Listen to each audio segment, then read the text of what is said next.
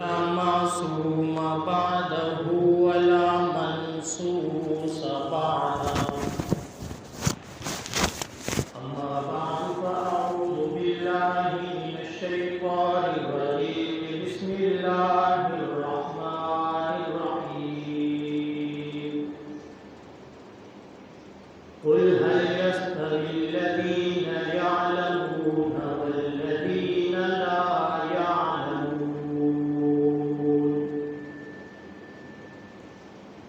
قال النبي صلى الله عليه وسلم خيركم من تعلم القرآن وعلمه. وقال النبي صلى الله عليه وسلم كن عالما أو متعلما أو خادما ولا تكن رابعا. وقال النبي صلى الله عليه وسلم إن الله يرفع بهذا الكتاب أقواما ويضع به آخرين، أو كما قال النبي صلى الله عليه وسلم صدق الله وصدق رسوله النبي الأمي الكريم، ونحن على ذلك لمن الشاهدين والشاكرين والحمد لله رب العالمين. يا رب صل وسلم دائما أبدا على حبيبك خير الخلق كلهم، هو الحبيب الذي ترجى شفاعته لكل حول من الأحوال مقتحم. انتہائی واجب الاحترام، قابل سر تکریم سامعین مکرم، حاضرین محترم، اللہ تبارک و تعالی نے دنیا کے اندر انسان کو اپنی عبادت کے لیے پیدا کیا اور اس انسان کو تمام مخلوقات میں افضل پیدا کیا. انسانیت کی افضلیت کی جو دلیل ہے، جو وجہ ہے، اگر بنظر غائب دیکھا جائے، تحقیق کی جائے، تو پتہ یہ چلتا ہے کہ کھانا پینا، اٹھنا بیٹھنا، جاگنا اور سونا، یہ تو کائنات کی تمام مخلوقات میں ہے. وہ کون سی چیز ہے کہ جس چیز کی وجہ سے انسان تمام مخلوقات میں اعلیٰ، اشرف، افضل ہے؟ تو وہ انسان کو اللہ تعالیٰ نے علم عطا فرمایا ہے، جس علم کی وجہ سے انسان تمام مخلوقات میں افضل ہے. حتیٰ کہ فرشتوں سے بھی انسان کو افضل بنایا اس علم کی وجہ سے. حضرت سیدنا آدم علیہ السلام کی جب تخلیق ہوئی، آدم علیہ السلام کی تخلیق کے بعد اللہ تعالیٰ نے فرشتوں سے اور آدم علیہ السلام سے چند سوالات کیے. ان سوالات کے جواب میں فرشتوں نے جواب دیا، یا اللہ ہمیں معلوم نہیں ہے. وَعَلَّمَ آدَمَ الْأَسْمَاءَ كُلَّهَا ثم عرضهم على الملائکۃ. اللہ تعالیٰ نے کچھ چیزوں کے نام آدم علیہ السلام کو سکھا دیے، ان کا علم عطا فرما دیا. پھر فرشتوں سے پوچھا انبئونی باسماء ہؤلاء، ان چیزوں کے ناموں کی خبر دو، ان چیزوں کو کیا کہتے ہیں؟ قال انی اعلم ما لا تعلمون انبئونی باسماء ہؤلاء، فرشتوں سے پوچھا تو فرشتے جواب نہ دے سکے۔ آدم علیہ السلام سے اللہ تعالیٰ نے جب پوچھا تو آدم علیہ السلام نے ان چیزوں کے جواب دے دیے۔ اللہ تبارک و تعالیٰ فرماتے ہیں فلما انبأہم باسمائہم، اللہ تعالیٰ نے جب آدم علیہ السلام نے ان کا نام بتا دیے، قال الم اقل لکم انی اعلم ما لا تعلمون، اب اللہ تعالیٰ نے فرشتوں سے کہا میں تم سے نہیں کہتا تھا کہ میں جانتا ہوں زیادہ، تم نہیں جانتے، میں وہ چیز جانتا ہوں جو تم نہیں جانتے۔ تو جناب آدم علیہ السلام نے ان چیزوں کے نام، جناب آدم علیہ السلام نے جب ان چیزوں کے نام بتا دیے جن کے نام فرشتے نہیں بتا سکے، تو آدم علیہ السلام کو جو فضیلت ملی، تو انسان کو باقی مخلوقات پہ جو فضیلت ملی، اس کی جو بنیاد ہے، اس کی جو بیس ہے وہ علم ہے۔ اس علم کی بنیاد پر اللہ تعالیٰ نے انسان کو فضیلت دی، اور انسانوں میں بھی افضل وہ ہے، انسانوں میں بھی اشرف وہ ہے جو اہل علم ہے، علم والے ہیں۔ اللہ تعالیٰ فرماتے ہیں قُلْ هَلْ يَسْتَوِي الَّذِينَ يَعْلَمُونَ وَالَّذِينَ لَا يَعْلَمُونَ، کیا وہ لوگ برابر نہیں ہو سکتے جو علم والے ہیں اور وہ لوگ جو علم والے نہیں ہیں، یعنی کہ جو علم والے ہیں وہ افضل ہیں، جو علم والے نہیں ہیں وہ افضل نہیں ہیں۔ اب سوال یہ پیدا ہوتا ہے علم کسے کہتے ہیں، علم ہوتا کیا ہے؟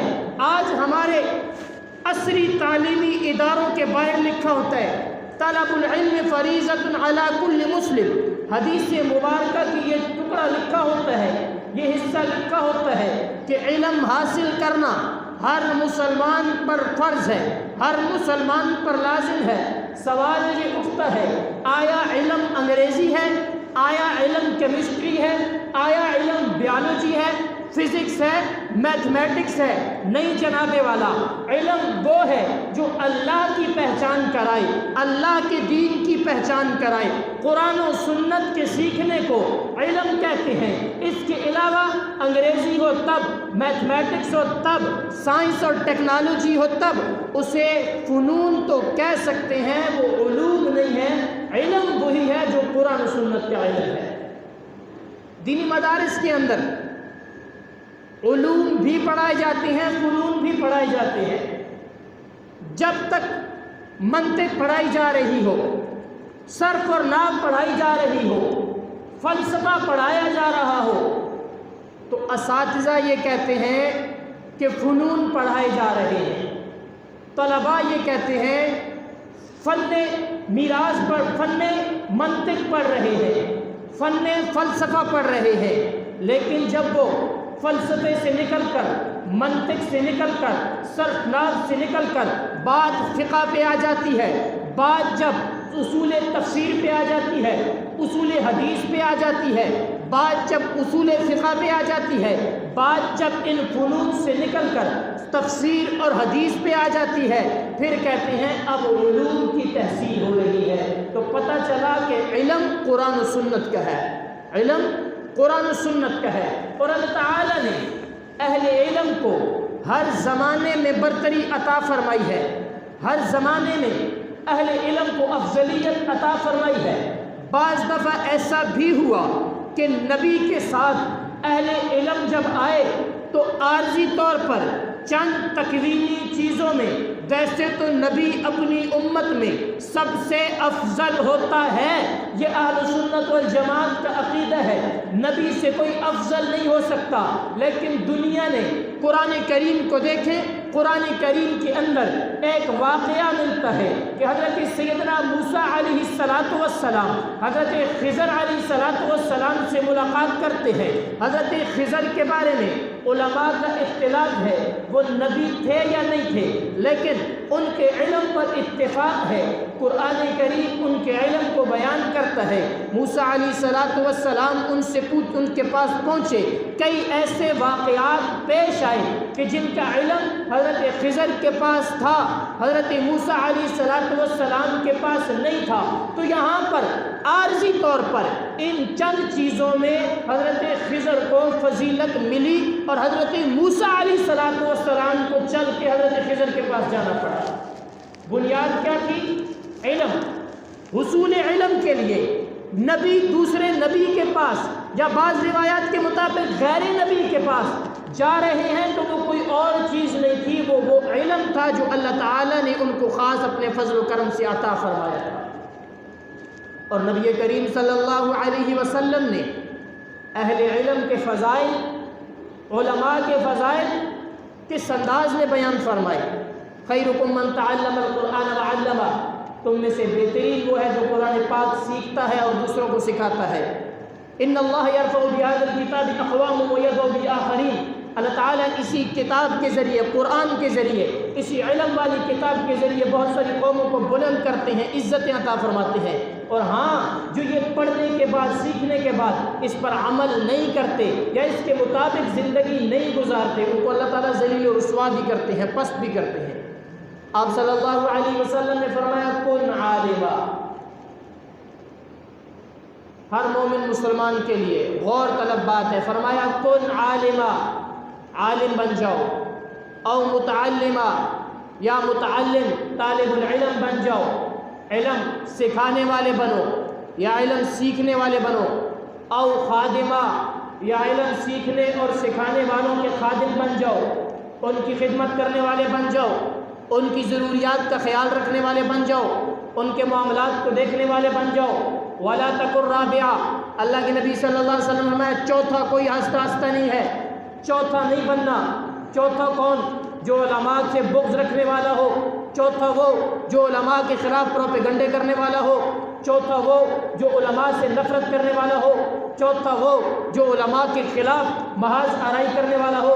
فرمایا ولا تکن رابعہ، چوتھا نہیں بننا، تین میں سے ایک انتخاب کر لو، کن عالمہ، یا تو عالم بن جاؤ، او متعلمہ، یا طالب علم بن جاؤ، او خادمن، یا علماء اور طلباء کے خادم بن جاؤ، ان کے ضروریات کا خیال رکھنے والے بن جاؤ، ان کے ساتھ جڑنے والے بن جاؤ، ان کے ساتھ بیٹھنے والے بن جاؤ، ان کے حلقے میں شریک ہونے والے بن جاؤ، ان کے ساتھ مل کر چلنے والے بن جاؤ، ان کی باتوں پر عمل کرنے والے بن جاؤ، ان کے راستے میں چلنے والے بن جاؤ۔ ولا تکن رابعہ، جو چوتھا طبقہ ہے، جو علماء کے خلاف، جو طلباء کے خلاف، جو مدارس کے خلاف، جو دین سیکھنے سکھانے والوں کے خلاف پروپیگنڈے کر رہے ہیں، ان کے خلاف محاذ آرائی کر رہے ہیں، ان کے خلاف سازشیں کر رہے ہیں، اللہ کے نبی نے فرمایا اس طبقے سے نہ ہونا۔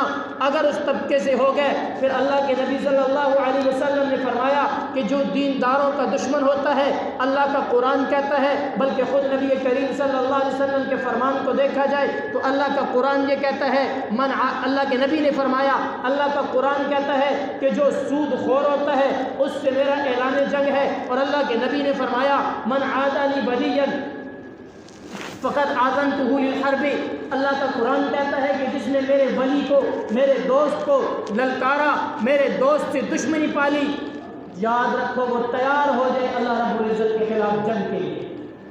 جو سود خور ہے اس کی بھی اللہ کے ساتھ جنگ، جو اللہ کے ولی کے خلاف، اللہ کے ولی کا دشمن ہے، اللہ تعالیٰ کی اس سے بھی اعلان جنگ ہے، اور جو اللہ سے اعلان جنگ کرے اس کی بھی کوشش وہ اللہ سے جیت سکتا ہے جنگ کو۔ کیا ایسا ممکن ہے؟ اللہ رب العزت، اب سوال یہ پیدا ہوتا ہے کہ ولی سے جنگ کی بات کی گئی ہے، تو یاد رکھیں اس دور کے سب سے بڑے ولی دینی مدارس میں پڑھنے والے، پڑھانے والے یہ علماء و طلباء ہیں، جنہوں نے زندگی کے جاہ و جلال کو چھوڑا، جنہوں نے زندگی کے مال و حشمت کو چھوڑا، جنہوں نے زندگی کے رونقوں کو چھوڑا اور اللہ کے دین کے لیے اللہ اور اللہ کے رسول کے مہمان بن کے بیٹھ گئے۔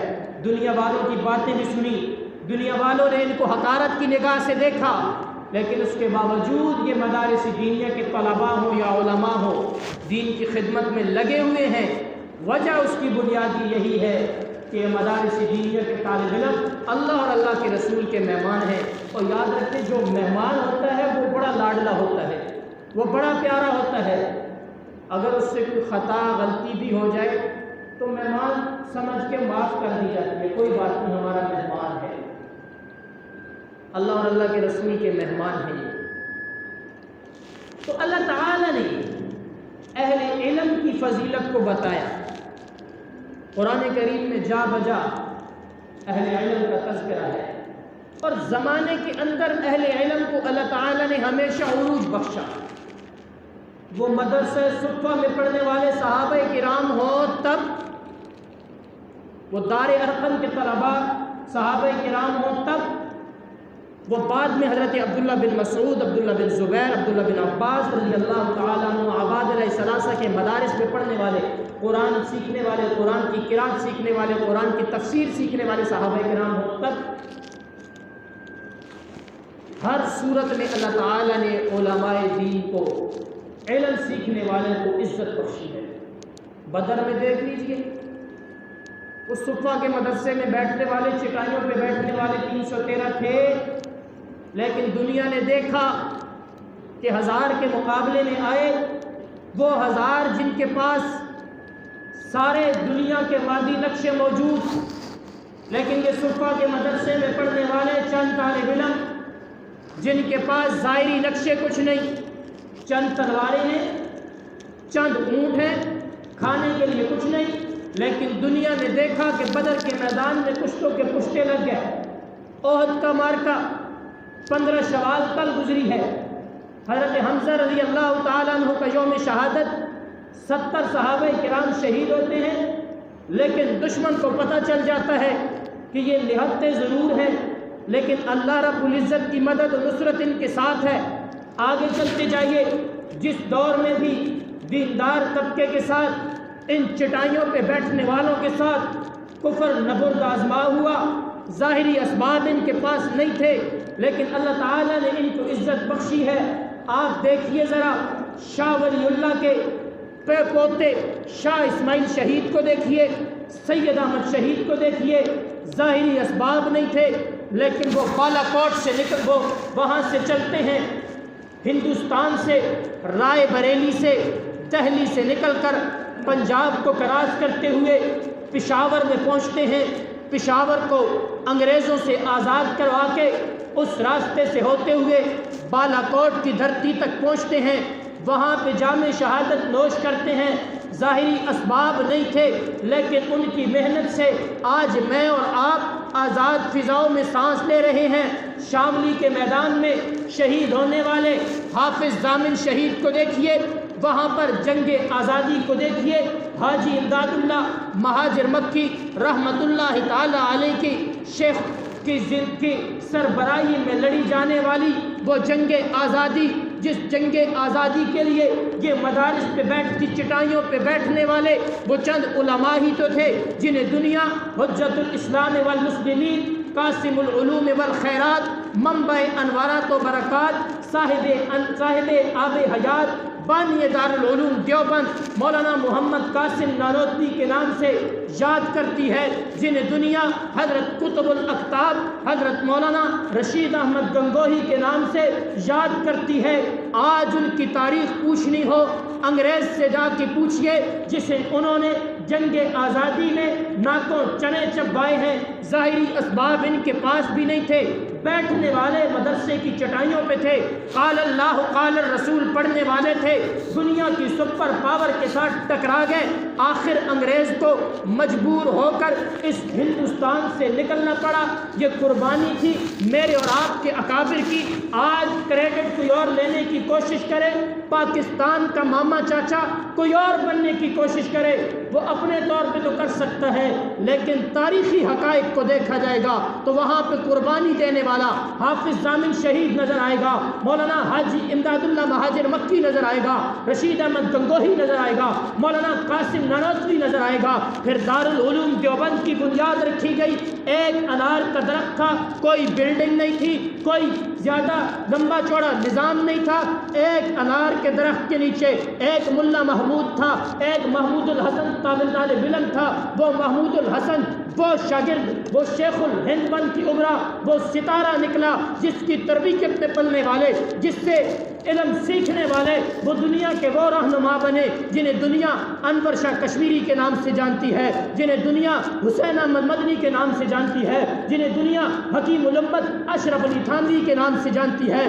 جنہیں دنیا شیخ الحدیث مولانا زکریا کے نام سے جانتی ہے، وہ شیخ الہند تحریک ریشمی رومال دیکھو، انگریز کے خلاف چلانے والے کون، انگریز کے خلاف جنگ آزادی کی سول نافرمانی کرنے والے کون، مالٹا کے جیلوں میں، مالٹا کی جیلوں میں دیکھو وہ قربانیاں کاٹنے والے کون، یہی دینی مدارس میں دارالعلوم دیوبند کے اس انار کے درخت کے نیچے چٹائیوں پہ بیٹھ کر پڑھنے والا شیخ الہند محمود الحسن دیوبندی اور اس کے شاگرد تھے، ان کی قربانیاں ہیں کہ آج میں اور آپ آزاد ہیں۔ 1940 سے لے کر 47 تک جو تحریک چلی، اس تحریک میں اگر دیکھا جائے یہ پاکستان جو مارز وجود میں آیا تو اس پاکستان کے لیے قربانیاں دینے والے کون تھے؟ محمد علی جناح سے کسی نے کہا کہ محمد علی جناح تیرے ساتھ مولوی نہیں ہے، تو محمد علی جناح نے اس وقت کہا تھا میرے ساتھ ایک ایسا عالم دین ہے کہ پورے ہندوستان کے علماء کو ایک پلڑے پہ رکھا جائے، مولانا اشرف علی تھانوی کو ایک پلڑے پہ رکھا جائے، اکیلے اشرف علی تھانوی کا پلڑا بھاری ہو جائے۔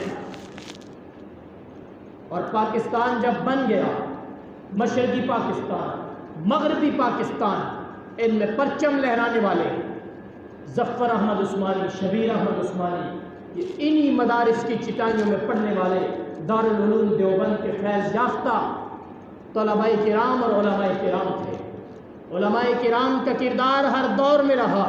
اگر پھر بھی یقین نہ آئے، آپ کہیں گے یہ تاریخ کی باتیں ہیں، ہم نے دیکھا نہیں، تو ماضی قریب میں افغانستان کی دھرتی پہ دیکھ لیجئے، وہ چند مدارس میں بیٹھنے والے روکھی سوکھی کھانے والے تھے، لیکن اللہ تعالیٰ نے ان کو وہ عزت بخشی، وہ مقام بخشا، ایک نہیں 2 سپر پاوریں، اور پوری دنیا متحد ہو کے آئی تھی۔ گھٹنے ٹیکنے پہ مجبور ہوئی کہ نہیں ہوئی؟ کل روس ٹکڑے ہوا، آج امریکہ گھٹنے ٹیکنے پہ مجبور ہو گیا اور واپس اسے واپسی کا راستہ نہیں مل رہا۔ تھے کون تھے؟ یہی دینی مدارس میں بیٹھنے والے چند ٹکڑے کھانے والے طلباء تھے، جن کو ہم نے قوم جن کے حوالے کی، انہوں نے تو ہمیشہ اس قوم کو، اس وطن کو، اس ملک و ملت کو لوٹا ہے، اور جن پر ہمیشہ ہم نے جن کی مخالفت کی، جن کی غیبتیں بھی کی ہیں، جن پر تبرے بھی کیے ہیں، جن کے خلاف بکواس بازی اور تبرہ بازی کے بازار سرگرم کیے ہیں، میڈیا پر جن کے خلاف پروپیگنڈے ہوئے، میڈیا سے ہٹ کر چوک میں جن کے خلاف پروپیگنڈے ہوئے، جن کو جیلوں میں ڈالا گیا، جن کے خلاف انتظامی امور پر بھی پروپیگنڈے کیے گئے، لیکن جب ملک و ملت کو ضرورت پڑی، اسلام کو ضرورت پڑی، اس وقت اسلام کے لیے، قوم کے لیے، ملک و ملت کے لیے آگے آنے والے تھے، تو یہی دینی مدارس کے علماء اور طلباء تھے۔ اور انشاءاللہ العزیز آج 28 مئی ہے، 28 مئی 1998 کو پاکستان ایٹمی طاقت بنا تھا۔ ہم یہ کہتے ہیں کہ پاکستان کی سب سے بڑی ایٹمی پاور دینی مدارس ہے۔ یاد رکھیں، ہمیں فخر ہے اپنے ان سائنسدانوں پر جنہوں نے پاکستان کو ایٹمی طاقت بنایا۔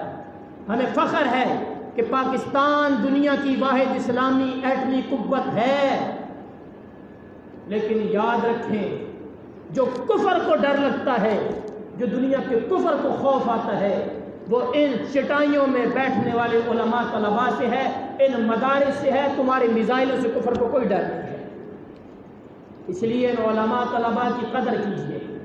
اللہ کے نبی نے فرمایا کن عالما او متعلما او خادما، یا تو عالم بن جاؤ، خود دین سیکھو، خود دین اسلام کو پڑھو، اگر خود نہیں پڑھ سکتے، خود پڑھانے والے نہیں بن سکتے، متعلما علماء کے سامنے زانو تلمذ ہو جاؤ، ان کی خدمت میں بیٹھ جاؤ، دین سیکھو، پڑھو ان کے سامنے۔ اور خادمہ، تیسرا درجہ خادم کا ہے، اور یاد رکھیں یہ خادم علماء کی خدمت کرنے والوں کا بھی بہت بڑا مقام ہے۔ حضرت تھانوی رحمہ اللہ نے ایک بات لکھی ہے، ایک واقعہ لکھا ہے کہ ہندوستان کے ایک مدرسے میں ایک آدمی تھا، وہ طلباء کی خدمت کرتا تھا، مدرسے کے طلباء کی، اور فی سبیل اللہ خدمت کرتا تھا۔ محلے سے ان کے لیے روٹیاں اکٹھی کر کے، وظیفہ اکٹھا کر کے طلباء کے لیے لاتا۔ طلباء تو طلباء ہوتے ہیں، طلباء نے اس کا نام رکھ دیا یہ ہمارا بیل ہے۔ جس طرح بیل کھیتوں میں کام کرتے ہیں، بیل گاڑی پہ ان کو لے جاتے ہیں، چیزیں اٹھا کے لے کے جاتے ہیں، طلباء نے اس کا نام رکھ دیا یہ ہمارا بیل ہے۔ ایک دن وہ روٹیاں لے کے آیا، اس نے رکھی تو طلباء بیٹھے تھے، ایک طالب علم نے کہا وہ بیل آ گئے، روٹیاں لے کے آ گئے۔ اس کو غصہ آیا، اس نے وہ ٹوکری پھینکی، کہتا ہے میں ان کی خدمت بھی کرتا ہوں اور یہ مجھے بیل بیل بھی کہتے ہیں، میرا نام بھی بگاڑتے ہیں۔ نکل گیا، وہ چھوڑ کے چلا گیا، کہتے ہیں آج کے بعد نہیں خدمت کروں گا ان کی، جائیں بھوکے مریں۔ اب دن کا وقت تھا، دن گزر گیا، جو روٹی لائی تھی طلباء نے کھا لی، شام ہوئی، وہ آیا ہی نہیں، اس نے خدمت نہیں کی۔ طلباء انتظار کرتے رہے، جب نہیں آیا بھوکے سو گئے طلباء کرام۔ وہ بھی اپنے گھر میں سو گیا، رات کو سویا، خواب میں دیکھتا ہے قیامت کا میدان برپا ہے، تو یہ طلباء کرام جنت کے دروازے سے گزر رہے ہیں۔ اللہ کے نبی صلی اللہ علیہ وسلم جنت کے دروازے پہ کھڑے ہیں، طلباء کرام جا رہے ہیں۔ حضرت تھانوی لکھتے ہیں کہ اس آدمی نے خود مجھ سے بیان کیا، کہتا ہے کہ طلباء کرام جا رہے ہیں تو اتنے میں دیکھا دور سے ایک طالب علم نے آواز دی، یا رسول اللہ وہ ہمارا بیل کھڑا ہے، وہ جہنم جا رہا ہے، یا رسول اللہ اسے بھی جنت لے جائیے۔ تو اللہ کے نبی نے فرمایا کہ اس نے تو تمہاری خدمت کرنا چھوڑ دی تھی۔ فوراً اٹھا، اسی وقت کہتا ہے کہ راتوں رات میں نے اپنے گھر میں آٹا گوندا، طلباء کے لیے روٹیاں پکوائیں، رات کو جاگ کے طلباء کو جاگ کے کھلایا۔ تو یہ طلباء کی چھوٹی چھوٹی باتیں، حضرت تھانوی کہتے ہیں میرے پاس وہ آ کے رونے لگا، مجھ سے کہا میری کیسے معافی ہوگی کہ میں نے طلباء کا دل دکھایا ہے۔ یاد رکھیں یہ لوگ اللہ کے بڑے لاڈلے ہوتے ہیں، بڑے پیارے ہوتے ہیں اللہ اور اللہ کے رسول کو، کیونکہ اللہ اور اللہ کے رسول کے مہمان ہیں۔ اور جو لاڈلے ہوتے ہیں نا، لاڈلا بیٹا جو ہوتا ہے کبھی کبھی وہ غلطی کر لیتا ہے، کبھی کبھی اس کی چھوٹی غلطی بھی ہو جاتی ہے، تو والدین درگزر کر لیتے ہیں، والدین اس کو چھوڑ دیتے ہیں، کوئی اس کو کرتے نہیں ہے۔ آج علماء اور طلباء کی ہم تو غلطیاں ڈھونڈتے ہیں، ان کی غلطیاں تلاش کرتے ہیں، تھوڑی سی کہیں 2 منٹ نماز میں لیٹ ہو جائے پھر ہم چوک پہ تبصرہ کریں گے کہ آج امام صاحب 2 منٹ لیٹ آیا تھا۔ پتہ نہیں کیسے لوگ ہیں، نماز بھی پڑھ لیتے ہیں پیچھے اور جا کے غیبت بھی کر لیتے ہیں، حالانکہ غیبت کو اللہ کے قرآن کہتا ہے وَلَا يَغْتَبْ بَعْضُكُمْ بَعْضًا أَيُحِبُّ أَحَدُكُمْ أَن يَأْكُلَ لَحْمَ أَخِيهِ مَيْتًا فَكَرِهْتُمُوهُ۔ کیا تم یہ بات پسند کرتے ہو کہ اب غیبت اپنے مردہ بھائی کا گوشت کھاؤ؟ یہ عام مسلمان کی غیبت کی بات ہے، ایک عالم دین کی غیبت کا کیا بات ہوگی کہ علماء کی غیبت بھی کر لیتے ہیں، علماء کو بھی غلطیاں نوٹ کرتے ہیں کہ طالب علم کبھی یہاں سے وہاں ہو جائیں، پھر ہم اس پہ تبصرے کریں گے۔ یاد رکھنا یہ اللہ اور اللہ کے رسول کے بہت پیارے ہیں، بہت لاڈلے ہیں یہ طلباء، یہ جو اپنے گھروں کی عیش و آرام کو چھوڑ کے آ گئے، یہ جو نرم بستروں کو چھوڑ کے آ گئے، یہ جو آرام کی نیند کو چھوڑ کے آ گئے، اللہ کا دین پڑھنے کے لیے آ گئے۔ یہ ٹھنڈا، یہ گرمی سردیوں میں گرم پانی ان کو گھر میں میسر ہے، لیکن یہاں پہ ٹھنڈے پانی سے 4 بجے اٹھ کے وضو کرتے ہیں۔ یہ ماں کا پیار چھوڑ کے آ گئے، یہ ماں کے ہاتھ کے بنے ہوئے پراٹھے چھوڑ کے، کبھی کچی کبھی روکھی کبھی سوکھی، کبھی ملتی ہے کبھی نہیں ملتی، اس کے لیے آ گئے۔ یہ اللہ اور اللہ کے رسول کے مہمان بن کے آ گئے، یہ بہت لاڈلے ہیں۔ یاد رکھنا لاڈلے بیٹے کو اگر کوئی تکلیف دیتا ہے نا تو والدین کو بڑی تکلیف ہوتی ہے۔ اللہ اور اللہ کے رسول کے لاڈلوں کو تکلیف دینے والوں کو اللہ اور اللہ کے رسول کو بڑی تکلیف ہوتی ہے۔ جب آپ ان کے خلاف بیٹھ کے مشورے کرتے ہیں، جب ان کے خلاف پروپیگنڈے ہوتے ہیں، یہ باہر معاشرے میں جو پروپیگنڈے ہوتے ہیں، یاد رکھنا یہ مدارس دینیہ اگر ختم ہوتے تو امریکہ ان کو ختم کر چکا ہوتا، اگر ختم ہوتے تو ہلاکو خان نے پوری دنیا سے قرآن کریم کے نسخے اکٹھے کر کے ان کو جلا کے دریا برد کر دیا تھا، اور جشن منانے کے لیے دنیا کے کافروں کو جمع کیا تھا اپنے محل میں کہ میں نے قرآن کو ختم کر دیا، میں نے اسلام کو مٹا دیا ہے۔ 7 سال کا بچہ اس کے سامنے सामने आकर खड़ा हुआ था, अल-खम्स वन्नास तक कुरान उसने सुना कर हलाकू खान से कहा था कि दुनिया के नुस्खे तो मिटा देगा, इन सीनों से कुरान कौन ख़त्म करेगा। अगर इसको ख़त्म करना होता अंग्रेज़ ख़त्म करके चला गया होता, अगर ये ख़त्म हो सकते होते। अमेरिका ने बड़ी कोशिश की है, तमाम तर हुकूमती इदारों को ख़रीद कर मदारिस दीनिया के ख़िलाफ़ इन पर रेड किए गए, मोहतमिमीन को पकड़ा गया, इनके खिलाफ मुकदमे चलाए गए, इनके खिलाफ प्रोपेगंडाबाजी की गई, मीडिया पर इनके खिलाफ प्रोपेगंडे किए गए, झूठी खबरें चलाई गई। लेकिन अल्लाह ताला इन दीनी मदारिस को वो इज्जत दे रहा है। दीनी मदारिस में आज चले जाए, बड़े मदारिस में खुदा की कसम दाखिला नहीं मिल रहा तलबा को, तादाद इतनी ज़्यादा हो रही है, गुंजाइश नहीं बची। ये मदारिस बढ़ रहे हैं, जितने प्रोपेगंडे बढ़ रहे हैं, मदारिस भी अल्हम्दुलिल्लाह बढ़ रहे हैं, मदारिस वाले भी बढ़ रहे हैं, दीन वाले भी बढ़ रहे हैं। 4 साल कबल वफाकुल मदारिस अल अरबिया को सऊदिया वालों ने अवार्ड दिया।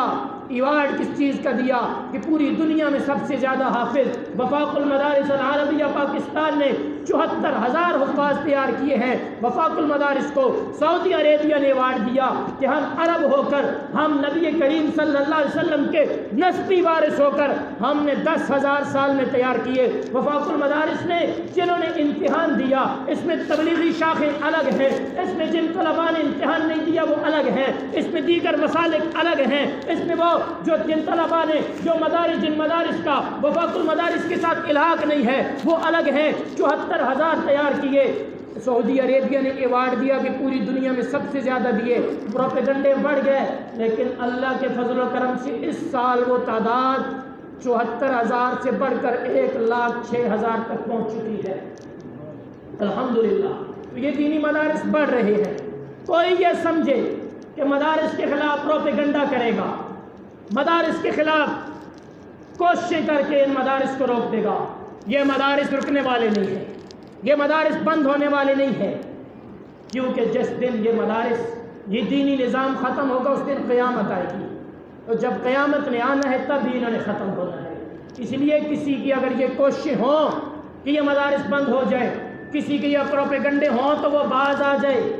और ये बात याद रखना, उलमा ने लिखा है कि जो आदमी उलमा से बुग़्ज़ रखता है, जो आदमी उलमा के ख़िलाफ़ ज़ुबान दराज़ी करता है, चाहे वो मीडिया पे बैठ के करे, चाहे वो चौक पे खड़े होके करे, और चाहे वो कहीं रास्ते में करे, जो आदमी उलमा पर ज़ुबान दराज़ी करता है उसकी मौत हालत ईमान में नहीं होती। ये उलमा ने लिखा है और मुजर्रब दुनिया ने देखा है।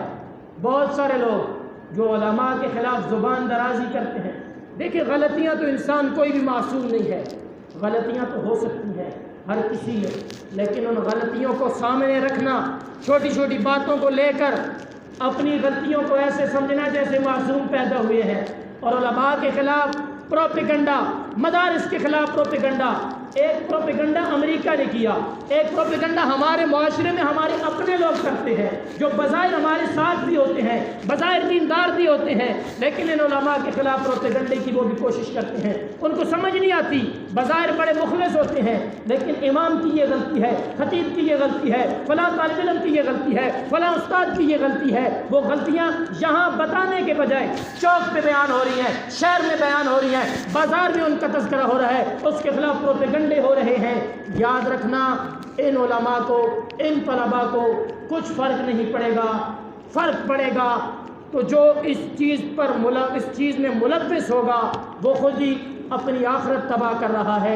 इसलिए उलमाए किराम की दीन की कदर कीजिए। अल्लाह के नबी सल्लल्लाहु अलैहि वसल्लम का फरमान, कुन आलिमा औ मुतअल्लिमा औ खादिमा, आलिम बन जाओ, मुतअल्लिम तालिबुल इल्म बन जाओ, तीसरा दर्जा इनके खादिम बन जाओ, इनकी खिदमत करने वाले, इनसे मोहब्बत करने वाले, इनके साथ जुड़ने वाले बन जाओ। वला तकुर राबिया, चौथा कोई रास्ता नहीं है, चौथा नहीं बनना। इसलिए गुजारिश ये है, उलमा से अपने ताल्लुक़ को जोड़ें, अपने बच्चों को मदारिस में दाखिल करवाएं। अल्हम्दुलिल्लाह हमारे जामिया में नर्सरी से लेकर मैट्रिक तक असरी तालीम भी है, हिस्से है, इब्तिदाई दर्स निज़ामी की क्लासेस भी हैं। आप अपने बच्चों को जहाँ इंजीनियर बनाते हैं, जहाँ डॉक्टर बनाते हैं, जहाँ अपने बच्चों के लिए अपने मरने के बाद یہ فکر کرتے ہیں کہ میرے مرنے کے بعد میرے بچوں کا کیا ہوگا۔ ایک بچے کو سامنے رکھ کے یہ بھی سوچ لیں کہ میرے مرنے کے بعد میرا کیا ہوگا، میرے بچوں کے مرنے کے بعد میرے بچوں کا کیا ہوگا۔ میں اکثر کہا کرتا ہوں، کوئی ڈاکٹر ہے، انجینئر ہے، وکیل ہے، اس کی ماں مر جائے، اس کا باپ دنیا سے چلا جائے، وہ اپنی ساری سندیں، اپنی پی ایچ ڈی کی، اپنی MBBS کی اسناد اٹھا کے لا کے رکھ دے اور کہے یا اللہ یہ میری سندیں ہیں، یہ میری محنت ہے، یہ میری تعلیم ہے، اس کے صدقے میرے باپ کو بخش دے، میری ماں کو بخش دے۔ نہیں ہوگی بخشش، لیکن خدا کی قسم ایک قرآن کا طالب علم، قرآن پڑھنے والا اپنی ماں اور اپنے باپ کے لیے کہے یا اللہ میں نے MBBS نہیں کیا، میں نے PhD نہیں کیا، یا اللہ میں نے MPhil نہیں کیا، لیکن میرے پاس تیرا قرآن ہے، اس قرآن کی وجہ سے اگر میرے والدین کی بخشش ہوتی ہے تو کر دے۔ اللہ کے نبی نے فرمایا حافظ قرآن کے والدین کو تاج پہنایا جائے گا، جس کی روشنی سورج سے زیادہ ہوگی۔ یقیناً حافظ قرآن کے اس عمل سے اس کے والدین کی بخشش ہو جائے گی۔ اس اعتبار سے یہ PhD والوں سے اوپر ہے، اس اعتبار سے یہ MBBS والوں سے اوپر ہے، اس اعتبار سے یہ MPhil کرنے والوں سے اوپر ہے۔ اس لیے ہم دنیاوی تعلیم کا انکار نہیں کرتے، ہم خود پڑھاتے ہیں، لیکن وہ ہماری ضرورت ہے، وہ ہماری ضرورت ہے۔ دنیاوی تعلیم اور دینی تعلیم ہمارے لیے ضروری ہے، اس لیے اپنے بچوں کا رخ مدرسوں کی طرف کیجیے تاکہ ہماری آنے والی نسلیں بھی محفوظ ہو سکیں، ورنہ فتنے بہت ہیں، روز ایک نیا فتنہ اٹھ رہا ہے، صبح نیا فتنہ ہے، شام نیا فتنہ ہے، اور آج کل کی نوجوان نسلیں بہت تیزی سے گمراہ ہو رہی ہے۔ کوئی رافضی ہو رہا ہے، کوئی خارجی ہو رہا ہے، کوئی ناسبی ہو رہا ہے، کوئی جو ہے مرزا محمد علی انجینئر اس دجال کے پیچھے پڑا ہے، کوئی غامدی جیسے بے وقوف کے پیچھے پڑا ہے، کوئی کس کے پیچھے پڑا ہے۔ وجہ یہ ہے دین سے دور ہوں گے، علماء سے دور ہوں گے، مسجد مدرسے سے دور ہوں گے، گمراہی آپ کے پیچھے چلے گی۔ کبھی عورت کے مارچ کے نام سے بے حیائی پھیل رہی ہے، کبھی کسی نام سے پھیل رہی ہے، لیکن اپنے بچوں کو بچیوں کو دینی مدارس کی طرف ان کا رخ کریں گے۔ ایک خاندان میں اگر ایک عالم بھی ہو تو یقیناً پورے خاندان کے لیے وہ مضبوط عالم ہو تو پورے خاندان کو گمراہی سے بچا لیتا ہے۔ اس لیے اپنے خاندان سے، اپنے گھر سے کم از کم ایک بچے کو لازمی مدارس دینیہ کی طرف وقف کریں، مدارس دینیہ کی طرف بھیجیں، دینی تعلیم حاصل کروائیں، تاکہ آپ کے مرنے کے بعد آپ کا سامان بھی بنے اور اس بچے کے مرنے کے بعد اس کا سامان بھی بنے، اور دنیا کے اندر بھی آپ کو اور آپ کے خاندان کو گمراہی سے بچا سکے۔ دعا ہے اللہ تبارک و تعالیٰ دین متین کی سمجھ اس پر عمل پیرا ہونے کی توفیق عطا فرمائے۔